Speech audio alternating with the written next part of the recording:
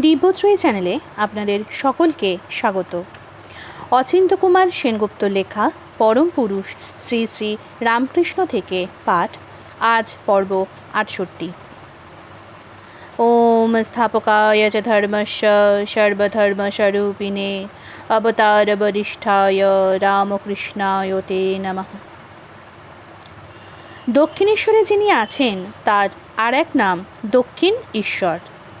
রুদ্র যত্তে দক্ষিণমুখং তেন মাং পাহি নিত্যম। উত্তরে দক্ষিণে পূবে পশ্চিমে ডাক পাঠাচ্ছে রামকৃষ্ণ, কখনো নহবতখানা থেকে, কখনো বা কুঠির ছাদের উপর উঠে। আরতির সময় ঘড়ি ঘণ্টা বাজছে আর ডাকছে রামকৃষ্ণ, ওরে তোরা কে কোথা আছিস, চলে আয়, তোদের ছাড়া দিন আর কাটে না রে। প্রথমে এলো লাটু, দ্বিতীয় এলো রাখাল। রামকৃষ্ণ দেখল গোপাল এসেছে, পায়ে নূপুর বাজছে ঝুমঝুম, আয় আয়, হাত বাড়িয়ে দিল রামকৃষ্ণ।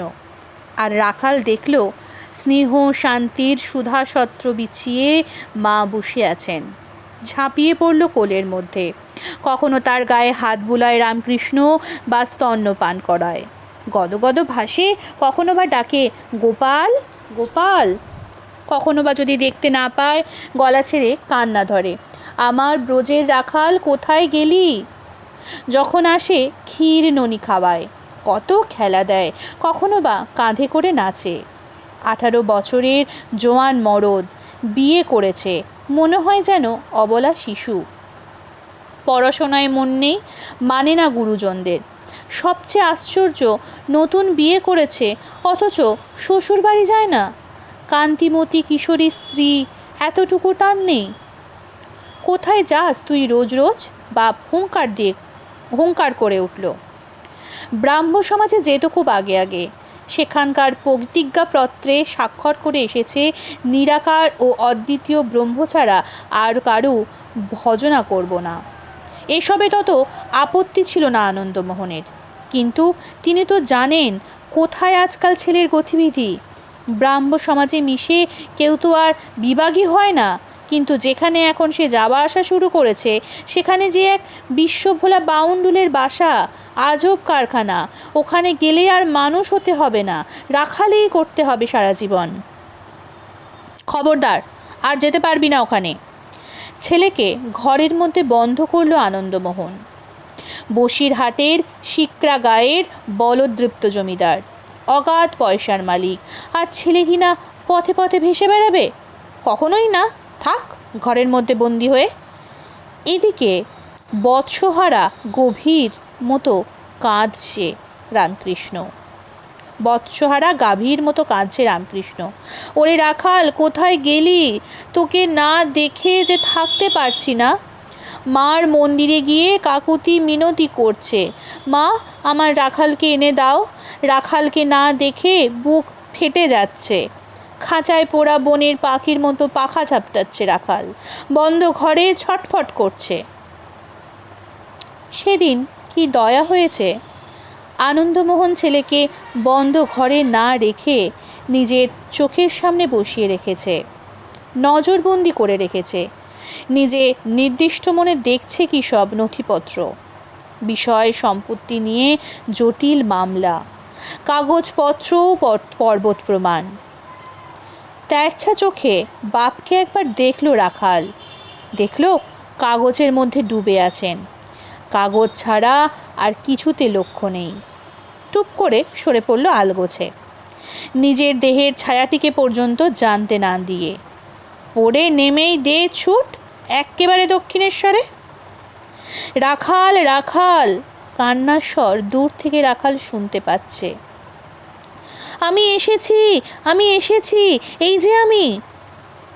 রামকৃষ্ণের প্রসারিত বাহুর মধ্যে ঝাঁপিয়ে পড়ল রাখাল। এই মোকদ্দমায় আর জেতবার আর কোনো আশা নেই। নথির থেকে মুখ তুলল আনন্দমোহন। এ কি, রাখাল কোথায়, রাখাল কোথায় গেল? আর কোথায় গেল, ছাদন দড়ি খুলে দেবার পর বাছুর আবার যায় কোথা? এখন কোর্টের সময় হয়ে গেছে, এখন আর ছেলের পিছু ছোটা যায় না দক্ষিণেশ্বর। সন্ধ্যের পর ব্যবস্থা করতে হবে। এবার ফিরিয়ে এনে সত্যি সত্যি লোহার বেড়ি পরিয়ে দেব। যৌবনের সোনার শৃঙ্খলে সে বশ মানেনি। কিন্তু মামলায় হঠাৎ উল্টো রকম ফল হয়ে গেল। ঘুণাক্ষরেও ভাবেনি মামলায় ডিক্রি পেল আনন্দমোহন। ছেলের সাধুসঙ্গের জোরে ঘটেনি তো এই ফল লাভ। কে জানে, ছেলেকে ফিরিয়ে আনতে দক্ষিণেশ্বরের দিকে যাচ্ছে বটে আনন্দমোহন, কিন্তু মনের মধ্যে আর তাড়ন পীড়নের তাপ নেই। তার প্রথম পক্ষের সন্তান রাখাল, কত ভোগ বিলাসে মানুষ, তার কিনা সইবে ওসব অনাসৃষ্টি। ভুলিয়ে ভালিয়ে যেমন করে হোক মনের মোড় ঘুরিয়ে দিতে হবে, ফিরিয়ে আনতে হবে ওই বিপথগামীকে। ওরে রাখাল, ওই তোর বাপ আসছে বুঝি। রামকৃষ্ণ যেন ভয় পাওয়ার মতো বলতে লাগলো, দেখ দেখি তাকিয়ে। তাছাড়া আর কে, ওই তো আনন্দমোহন। দূর থেকে ঠিক চিনেছে রামকৃষ্ণ। বাপের আভাস পেয়ে রাখালের মুখ এতটুকু হয়ে গেল। বললে, আমি কোথাও গিয়ে লুকোই, নইলে বাবা আমাকে ঠিক ধরে নিয়ে যাবে, আর আসতে দেবে না। ভয় কি, আসুক না। রামকৃষ্ণ অভয় দিলে, বাপ তো সাক্ষাৎ দেবতা, তাকে আবার ভয় কিসের? সামনে এলে বেশ ভক্তি ভরে প্রণাম করবি, মার ইচ্ছে হলে কি না হতে পারে। আনন্দমোহনকে খুব সমাদর করে বসালো রামকৃষ্ণ। রাখালো দেহ মন ঢেলে বাবাকে প্রণাম করলে। কত গুণ আমার রাখালের, কেমন দিব্য গন্ধময় তার সত্তা, সর্বতীর্থে তার স্নান, সর্বযজ্ঞে তার দীক্ষা। ও হচ্ছে ব্রহ্মশ্রোতা, ব্রহ্মমন্তা ছেলে। রাখালের প্রশংসা করতে লাগলো রামকৃষ্ণ। শুধু কি প্রশংসা, প্রতিটি কথার অন্তরালে সীমাহীন স্নেহ, কুলহীন ভালোবাসা। ছেলের মুখের দিকে তাকালো আনন্দমোহন। আনন্দে জ্বলছে রাখালের চোখ দুটি। হয়তো ভালো করে খায়নি, কে জানে সারাদিন উপোস করেই আছে কিনা, তবু যেন আনন্দের প্রতিমূর্তি। বাবা, ক্যা ভোজন হুয়া? এক সাধুকে জিজ্ঞেস করলে একজন। আজ মালিক নেহি মিলায়ে, বললে সেই সাধু। আজ রামজি की इच्छा ही है, भोजन मिलने नहीं है, আজ আনন্দই হ্যায়। সর্বাবস্থায় সদা আনন্দ। এই আনন্দের হাট থেকে আমাদের তোলা বন্ধ করে দিও না। কেমন যেন হয়ে গেল আনন্দমোহন। ছেলেকে পারল না ফিরিয়ে নিতে, শুধু রামকৃষ্ণকে বললে, মাঝে মাঝে এক আধবার পাঠিয়ে দেবেন দয়া করে। তাই সেই অনুরোধই এখন করছে রামকৃষ্ণ। ওরে, অনেক দিন হয়ে গেল, এখন একবার বাড়ি গিয়ে বাপকে দেখা দিয়ে আয়। যদি একেবারে না যাস কেলেঙ্কারি হবে, তোকে চিরদিনের মতো আটকে রাখবে, আর তোকে আসতে দেবে না।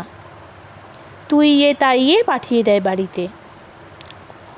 দুদিন যেতে না যেতেই ফের ফিরে আসে, বাপের চোখের ওপর দিয়েই ফিরে আসে। আনন্দমোহনের কেমন ধারণা হয়েছে এ সাধুকে ছেড়ে দেওয়া ঠিক হবে না। এর আস্তানায় অনেক গণ্যমান্য লোক যাতায়াত করছে। ওর এখন বিস্তর নামডাক। এর কৃপাতেই মামলাতে সুফল হয়েছিল। বলা যায় না লেগে থাকলে কোনো না আবার সুবিধে হবে। রাখালের খোঁজে নিজেও দু একদিন চলে আসে আনন্দমোহন। রামকৃষ্ণ খুব খাতির যত্ন করে। আগে আগে শুধু ছেলের প্রশংসা করত, এখন বাপেরও প্রশংসা করে। বলে, যেমন ওল তেমনই মুখিটি তো হবে, গাছটা রসালো বলেই তো ফলটি মিঠে। এমনি করেই রাখালের বাবার মন খুশি রাখতেন, বললেন একদিন শ্রীমা। রাখালের বাবা এলেই যত্ন করে এটি ওটি দেখাতেন, খাওয়াতেন, কত কথা যে বলতেন তার শেষ নেই। মনে ভয়, পাছে রাখালটিকে ওখানে না রাখে নিয়ে যায়। রাখালের সৎ মা ছিল, সে যখন দক্ষিণেশ্বরে আসতো, ঠাকুর রাখালকে বলতেন, ওরে ওকে ভালো করে সব দেখা শোনা যত্ন কর, তবেই তো জানবে ছেলে আমাকে ভালোবাসে। একবার রামলালকে ধরেছিল, এখন ধরল বালগোপালকে। আগে ছিল অষ্টধাতুর বিগ্রহ, এখন সপ্তধাতুর মানুষ। আগে ছিল মনোমূর্তি, এখন মানুষপুত্র। ভারী খিদে পেয়েছে, রাখাল বললে এসে রামকৃষ্ণকে, যেমন আবদারে ছেলে মাকে এসে বলে খিদে পেয়েছে। কি সর্বনাশ, তোকে খেতে দিই, এখন তোকে খেতে দিই? ঘরে খাবার নেই, দোকানও কই এখানে কাছে ভিতে, এখন করি কি, যাই কোথায়? আমার রাখালের যে খিদে পেয়েছে।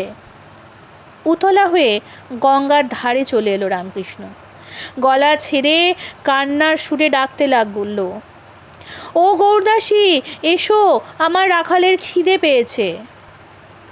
বৃন্দাবনের সন্ন্যাসিনী এই গৌরদাসী। বলরাম বসুর কাছে শুনেছে রামকৃষ্ণের কথা। শটান চলে এসেছে দক্ষিণেশ্বরে, এসে দেখল রামকৃষ্ণ কোথায়, এ যে সেই গৌরহরি, সেই থেকে আছে তার পদচ্ছায়ে। আচ্ছা, গৌরদাসী কি মেয়ে? রামকৃষ্ণ বলে, মেয়ে যদি সন্ন্যাসী হয় সে কখনো মেয়ে নয়, সে পুরুষ। গৌরদাসীও তাই পুরুষ, অদম্য কর্মশক্তি, অভঙ্গ ব্রতে অসাধ্য সাধিকা। রামকৃষ্ণ বলে, আমি জল ঢালছি, তুই কাদা মাখ, আমি ভাব দিই, তুই তাকে আকার দে, আমার রূপকে তুই রীতিতে নিয়ে যা, আমার বস্তুকে নিয়ে যা আস্বাদে। শ্রীমা যেবার রামেশ্বর থেকে ফিরলেন, তাকে জিজ্ঞেস করলে মেয়েরা, কি দেখে এলেন বলুন। আমাকে তারা লেকচার দিতে বললে। শ্রীমা একটু হাসলেন। বললাম, আমি লেকচার দিতে জানি না, যদি গৌরদাসী আসতো তবে দিত। একটু থেমে আবার বললেন, যে বড় হয়ে সে একটি হয়, তার সঙ্গে অন্যের তুলনা হয় না, সে আমাদের গৌরদাসী। সেই গৌরদাসীকে লক্ষ্য করে কাঁদছে রামকৃষ্ণ, ওরে আয়, অসাধ্য সাধন করে দিয়ে যা, ঘরে এক দানা খাবার নেই, আমার রাখালের কিছু খাবার দিয়ে যা শিগগির, তুই না হলে এ অসম্ভবকে কে সম্ভব করবে। চাঁদনি ঘাটে নৌকা লাগলো।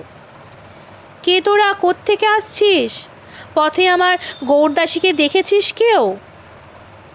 নৌকার মধ্যেই তো গৌরদাসী, সঙ্গে বলরাম বোস, আরও কয়েকজন ভক্ত, সবাই এসে পড়েছে এক ডাকে, একে একে নামতে লাগলো। গৌরদাসীও নামলো, গৌরদাসীর হাতে খাবারের পুঁটলি। ওরে রাখাল, আয়, ছুটে আয়, খাবার খাবি আয়, তোর জন্যে খাবার নিয়ে এসেছে গৌরদাসী। ব্যাকুল হয়ে ডাকতে লাগলো রামকৃষ্ণ। রাখাল কাছে এসে মুখ ভার করে রইল, বললে, খাবো না। সে কি রে, এই না বলছিলি খিদে পেয়েছে? বলেছিলাম তো বলেছিলাম, তাই বলে চারদিকে ঢাক পেটাতে হবে নাকি? আহা, তাতে কি হয়েছে? রাখালের পিঠে হাত বুলোতে লাগলো রামকৃষ্ণ। তোর খিদে পেয়েছে, তোর খাবার চাই, একথা বললে দোষ কি? খিদে পাওয়ার মধ্যে লজ্জা কিসের? আর খিদে যখন পেয়েছে তখন খেতে তো হবেই, এতে আবার রাগের কথা কি? নে এখন খা। রাখালকে খাইয়ে দিতে লাগলো রামকৃষ্ণ। বড় করে হাঁ কর, ভালো করে খা। কি অবস্থায় গেছে, মুখ করতুম আকাশ পাতাল জোড়া করে, মা বলতুম যেন মাকে পাখড়ে আনছি, যেন জাল ফেলে মাছ হড়হড় করে টেনে আনা।